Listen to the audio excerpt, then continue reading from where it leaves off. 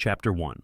Trump had just finished his call with Putin. The humid Delaware air hung heavy, a suffocating stillness that seemed to mirror the tension in the secluded house, the glow from its windows barely visible through the thick canopy of trees. Barack Obama stepped out of the unmarked SUV, his face unreadable, his posture rigid, his mind already racing through contingencies, strategies, ways to counter what was unfolding. Inside, the air was thick with unspoken anxieties, an undeniable sense of unease settling over the dimly lit room where Joe Biden sat, shoulders slumped, his hand clutching a sweating glass of water, his expression a mixture of disbelief and frustration. Trump had just finished his call with Putin, and the implications were sinking in fast. "He's going to announce it on Fox," Biden said, his voice laced with a nervous tremor, his eyes flickering with something between panic and resignation. "A ceasefire. Putin apparently agreed, and Trump's going to take all the credit." The words felt heavy, the weight of what they meant pressing down on the room like a storm cloud ready to burst. Obama paced, his brow furrowed deep, his mind running at 1,000 miles per hour. This was not how it was supposed to play out. The alliance is painstakingly built, the diplomatic groundwork laid over years, the narratives carefully woven to paint Trump as reckless, unfit, incapable of true leadership. All of it was now at risk of being undone in a single news cycle. "He can't." The words came out low, sharp, controlled. "All the work we did, the alliances we forged, Trump waltzes in and plays peacemaker. It's unacceptable." Jill Biden, ever the pragmatist, the one who kept Joe anchored when the political storms raged, spoke calmly, though her eyes were wary. "Barack, what do you suggest? We can't just—" "Zelensky," Obama interrupted, his eyes glinting with the sharp edge of a plan forming, his years of political battle instinct kicking in. "Joe, you still have his ear. One call. Just plant the seed of doubt, question Putin's sincerity, make him wary of this Munich meeting Trump has arranged. Is it really so difficult to do that?" Biden hesitated, his hand tightening around his glass, his gaze shifting toward Jill, searching for confirmation, for reassurance, for an escape from what he was being asked to do. He'd always been a loyal soldier, had always played the game, but this felt different, dirtier, like crossing a line he wasn't sure he could justify. Messing with a potential path to peace, risking lives for the sake of politics. His stomach twisted. Jill's face was a mask of disapproval, her lips pressed into a thin line, her eyes dark with silent warning. "Barack, peace is peace. People are dying." The words hung in the air, unspoken truths colliding with political necessity. And in that moment, Biden felt something shift. In the room, in himself, in the trajectory of history that was now teetering on the edge of a decision only he could make. Chapter 2. Trump beamed as he prepared for his Fox News address. "And Trump is profiting," Obama countered, his voice rising, his frustration boiling over. His normally cool, measured tone was gone, replaced by a sharp edge of urgency, of desperation. "He'll use this to cement his power, rewrite history. Think of the long game, Joe. This isn't about Trump, it's about the future of the party, of the country." He leaned forward, his eyes locked onto Biden, searching for any sign of conviction, any flicker of the political fighter he had once known. Biden looked away, his fingers tapping nervously against the side of his glass, his thoughts a tangled mess of politics, morality, and self-preservation. He had always been a pragmatist, a man who could bend where necessary to survive. But this was different. This was global, irreversible. He had spent decades building relationships, crafting alliances, navigating the delicate balance of international diplomacy, and now Trump was waltzing in with his blunt force approach and taking all the credit. And worse, it was working. People were buying it. He had seen the polling numbers. He had seen the shift in the media tone. The perception was no longer whether Trump could pull it off. It was that he already had. And yet, what could Biden do? Publicly undermine peace? Sabotage a ceasefire that the world had been praying for? He had no good options, and Obama knew it. But Obama, ever the strategist, wasn't interested in good options. He was interested in results. He paced the dimly lit room, the only illumination coming from the flickering television screen, where pundits were already speculating on what Trump's deal could mean for NATO, for the European Union, for America's position on the world stage. It was happening too fast. The narrative was slipping. Obama exhaled sharply. "Zelensky," he said suddenly, stopping mid-stride. Biden glanced up, wary. Joe, you still have his ear. One call. Just plant the seed of doubt. Question Putin's sincerity. Make him wary of this Munich meeting Trump has arranged. Is it really so difficult to do that? Biden hesitated, his grip tightening around his glass. He had always been a loyal soldier, had always played the game when it needed to be played, but this felt different, dirtier. Messing with a potential path to peace? Encouraging Zelensky to doubt something that could finally end the bloodshed? He looked over at Jill, sitting quietly, her face a mask of disapproval. Barack, peace is peace. People are dying. His voice was lower now, less certain. Obama scoffed. And Trump is profiting. He threw his hands up. He'll use this to cement his power, rewrite history, and erase everything we worked for. You think this is just about Ukraine? This is about global influence. This is about power. Biden ran a hand down his face, feeling the weight of the moment pressing against him. Meanwhile, in the Oval Office, Trump beamed as he prepared for his Fox News address, the weight of history settling on his shoulders in a way that felt right. He knew the liberal establishment despised him, saw him as a bull in a china shop, a man who tore through institutions rather than worked within them, but he didn't care. He was on the verge of something monumental, something no American president had done in decades. As the cameras rolled, he straightened his tie, took a slow breath, and looked directly into the lens.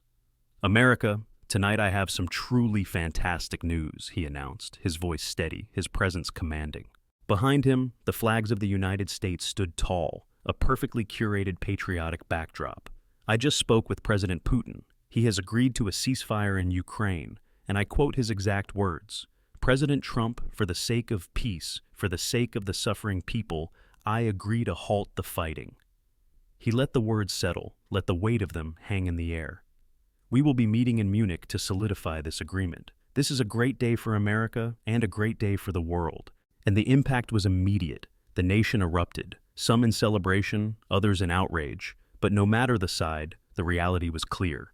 Trump had just made history. The media scrambled, panelists stumbled over their words, the political landscape shifted in real time. In Washington, Democratic leaders were in a frenzy. A ceasefire negotiated by Trump, a deal that actually held weight. It wasn't just a nightmare scenario, it was an existential threat. The headlines were already rolling in, painting Trump as the great peacemaker, the man who had succeeded where everyone else had failed. And Biden, the administration that had promised diplomacy, stability, competence, they were now on the outside looking in, and they knew it. The counteroffensive was immediate. Progressive voices in the media pushed back, questioning whether Putin could be trusted, whether this was all a ploy, whether Trump was being played. But the problem wasn't skepticism, it was the imagery. It was Trump standing tall in the Oval Office, taking charge, leading the conversation, shaping history in real time. That was what people saw. That was what they remembered. And for Biden, for Obama, for every power player who had spent years trying to hold Trump at bay, it was a worst-case scenario playing out on live television. And as the reaction rippled across the world, one thing became crystal clear. Trump had done it again. Chapter 3. The conversation was strained, filled with veiled warnings and thinly disguised skepticism about Putin's motives. Back in Delaware, as the political firestorm raged, Joe Biden sat in his dimly lit study, the weight of the moment pressing down on him like a crushing force. The phone sat before him, silent, yet it might as well have been screaming with the implications of the call he was about to make. Obama had pushed him hard, harder than he had in years, urging him to act, to intervene, to plant doubt where certainty was forming. Biden knew what was at stake. Trump was stealing the moment, rewriting history in real time, casting himself as the great peacemaker, while the administration he had once led looked weak, ineffectual, absent from the defining geopolitical battle of the modern age. He had resisted. For days, he had resisted. But as the poll numbers nosedived, as the media narrative continued to shift toward Trump, as the Democratic establishment panicked, he finally relented. His hand shook slightly as he lifted the receiver, his mind swimming with doubts. The call was strained from the outset, the usual diplomatic pleasantries barely masking the tension that crackled between the two leaders. "Volodymyr, my friend," Biden began, his voice carefully measured but betraying an underlying nervousness. "I just wanted to check in to talk through this Munich meeting. I need you to understand, Putin is not to be trusted. You know this. This ceasefire, do you really think he's serious? Or is he just playing Trump, playing you? Zelensky listened intently, his jaw tightening, as he detected something in Biden's tone, something he couldn't quite place but instinctively distrusted. Doubt, hesitation, fear. This wasn't a friendly warning, this was something else. A veiled attempt to nudge him away from the table, to cast a shadow over what could be his one real shot at ending the war. Biden pressed on, his words laced with concern, but also something more deliberate. We've backed you, Volodymyr. We've given you everything you've needed to fight, but I have to tell you, Trump is unpredictable, and this deal, it's moving fast. Too fast. You need to be very, very careful. As Zelensky felt the familiar tightness in his chest, the pressure of navigating between two competing visions for Ukraine's future. But something about Biden's anxious tone, the urgency with which he was trying to dissuade him, didn't feel right. He had played this game before, too many times, caught between competing powers, forced to make decisions that would define the survival of his country. And so, as soon as the call ended, he reached for another phone. His fingers hovered over the keypad for a moment before dialing a secure line, connecting him to a trusted advisor, a Ukrainian diplomat who had been quietly cultivating back channels to the Trump administration. He didn't hesitate. "I need to know," Zelensky said, his voice low but firm, his fingers tapping against the desk as he stared out over the bomb-scarred city beyond his window. "Is this Munich meeting genuine? Is Trump really serious about peace?" There was a pause on the other end. Then the advisor's voice came through, steady, reassuring. "Mr. President, our sources say Trump is pushing for this incredibly hard. He sees it as his legacy. He wants this war to end, but beware of people who try to profit from it." Zelensky's grip tightened around the receiver. He understood, perfectly. Biden wasn't trying to protect him. He wasn't offering advice out of concern for Ukraine's survival. He was protecting his own legacy, his party, the establishment that could not afford to let Trump be the man who brought peace to Ukraine. The realization settled into his bones like cold steel. He hung up the phone, turned to his aides, and without hesitation issued a statement confirming his attendance at the Munich meeting. The words were carefully chosen, each syllable weighted with purpose, but the meaning was unmistakable. Ukraine will be at the table. We welcome the opportunity to discuss a path to peace. We thank President Trump for his initiative and for his continued commitment to ending this war. We are hopeful that this meeting will lead to a lasting and just resolution. The message was clear. He would not be dissuaded. He would not be manipulated. And most of all, he would not let politics dictate Ukraine's future. Chapter 4. Trump to reposition himself geopolitically. In the days leading up to Munich, Obama and his allies worked feverishly to undermine the summit, their efforts calculated, precise, and relentless. The stakes were simply too high to allow Trump to claim a diplomatic victory of this magnitude. And they knew that if he succeeded in brokering peace, it would be a paradigm shift in global politics. A seismic moment that would cement his legacy, not just as a disruptor, but as a statesman. They had to stop it, or at least cast enough doubt on its legitimacy that the world would question its sincerity. Leaks were strategically placed in the media, stories questioning Trump's competence, his motives, his ability to handle delicate diplomacy without turning it into a theatrical spectacle. Others targeted Putin directly, portraying the Russian leader as a master manipulator, someone who would never abide by a ceasefire, someone who was merely using Trump to reposition himself geopolitically. The media amplified these narratives, publishing op-eds from former diplomats, retired generals, and intelligence officials who warned that any deal coming out of Munich would be a trap, that Trump was walking into a Russian gambit that would weaken NATO, embolden autocrats, and leave Ukraine vulnerable to future aggression. Biden, still reeling from his political miscalculations, played his role carefully, releasing statements that cautiously supported Ukraine's right to seek peace, while subtly reminding the world that real diplomacy is a long and careful process, implying that whatever Trump was about to do was hasty, reckless, and not built to last. Even European leaders, many of whom had long seen Trump as an unreliable force in global politics, were skeptical, unsure whether to support his efforts or hedge their bets in case the deal fell apart. Yet despite the wall of opposition forming, Trump remained resolute, his instincts telling him that this moment was bigger than politics, bigger than the narratives spun by his enemies. He had not come this far to back down now. The Munich summit was a tense affair, held in a grand but austere conference hall, its history laden with the echoes of past negotiations, past wars, past treaties that had reshaped the global order. The room was thick with unspoken mistrust, the air taut with the weight of history in the making. The delegates arrived, their entourages whispering last-minute instructions, their aides scrolling through updates on their devices, eyes darting across the vast space as though trying to absorb the gravity of the moment.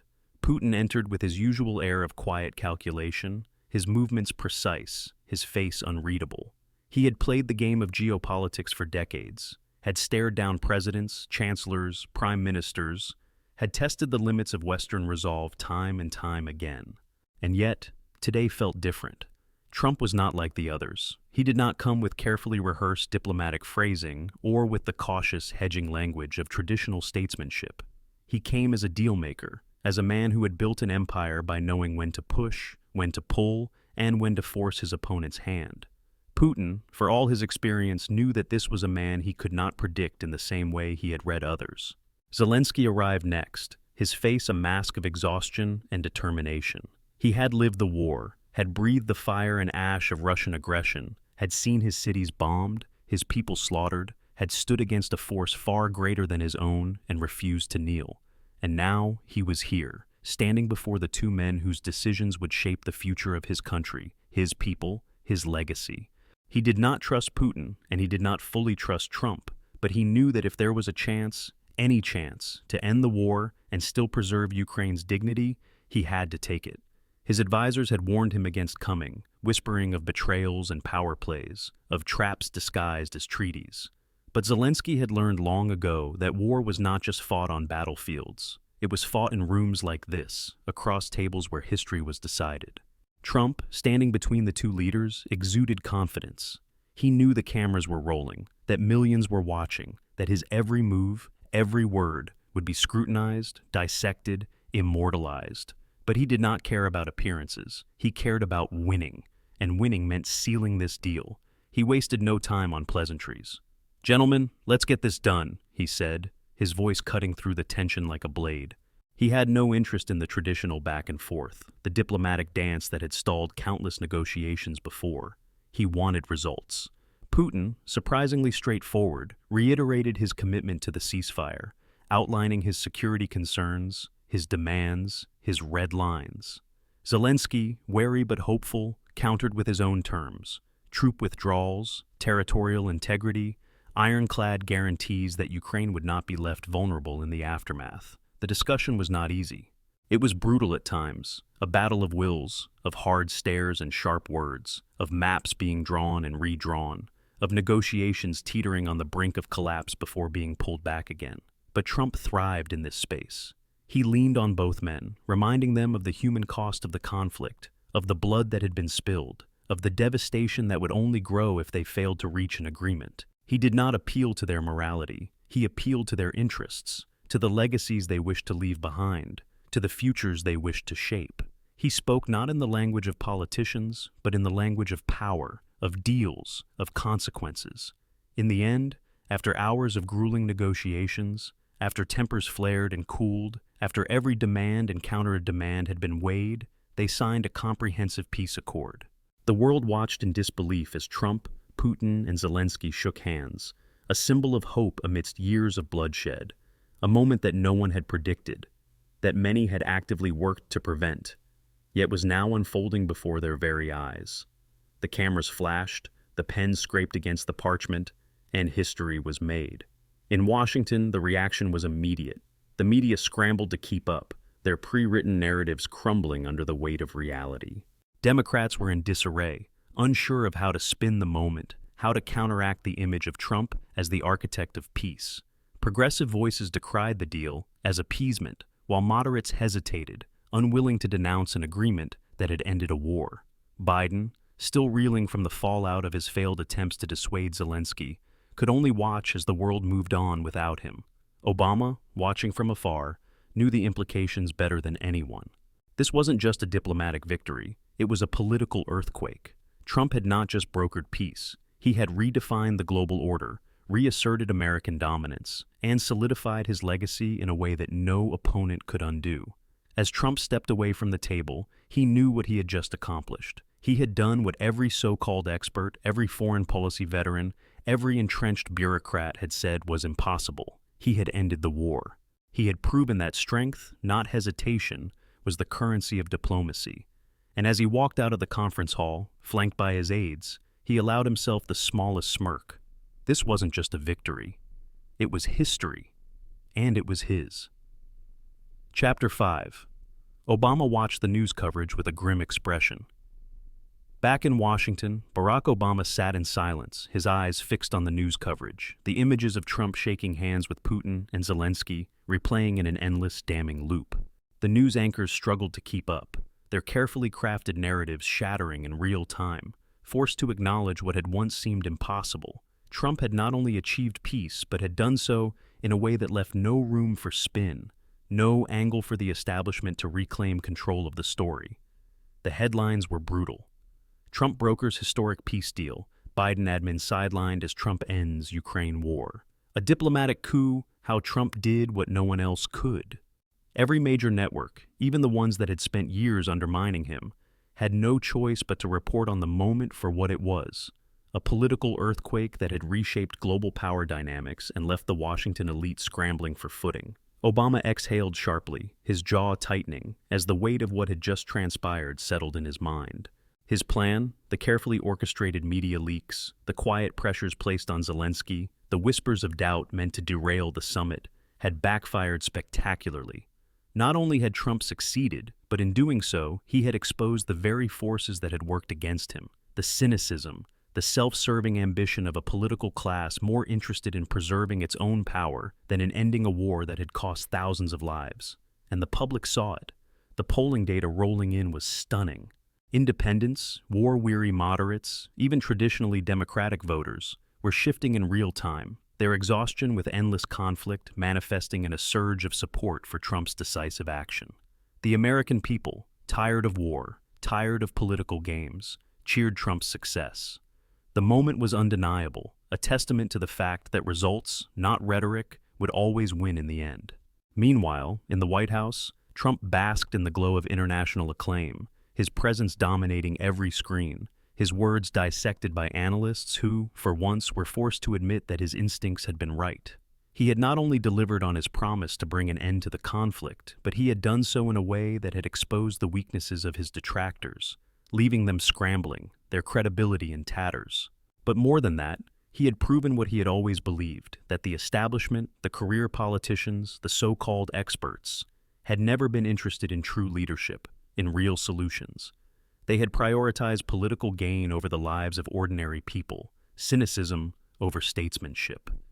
And now, as he stood in the Oval Office, his hands resting on the resolute desk, watching the world react to what he had just accomplished, he knew one thing with absolute certainty. He had won. He was the only adult in the room, and he would make sure that peace was kept, that the world understood America was back in charge, and that everything was done for the benefit of his people.